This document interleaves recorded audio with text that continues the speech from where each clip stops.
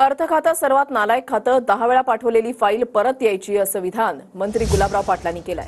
अजित पवारांकडे असणाऱ्या अर्थ खात्यावर गुलाबराव पाटलांकडून खंत व्यक्त करण्यात आली आहे। दरम्यान गुलाबराव पाटलांच्या विधानानंतर राष्ट्रवादीचे प्रवक्ते उमेश पाटलांनी देखील यावर प्रतिक्रिया दिली आहे।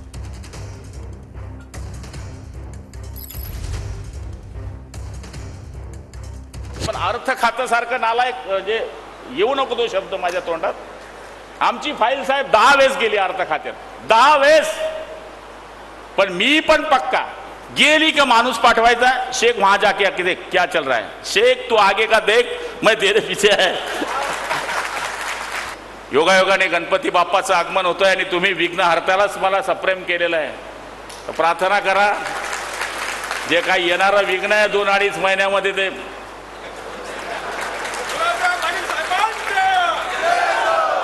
कडे एकदा संबंधित अधिकाऱ्यांकडे गेलेली फाईल पॉझिटिव्ह होऊन आल्यानंतर तात्काळ तिचं निर्गती केली जाते।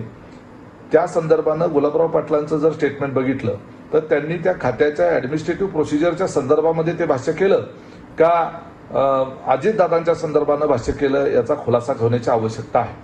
आपण जर एकत्रितरित्या निवडणुकीला सामोरं जाणार आहोत तर अशा पद्धतीची स्टेटमेंट येणं हे उद्याच्या काळामध्ये निवडणुकीला सामोरं जाताना ते योग्य राहणार नाही।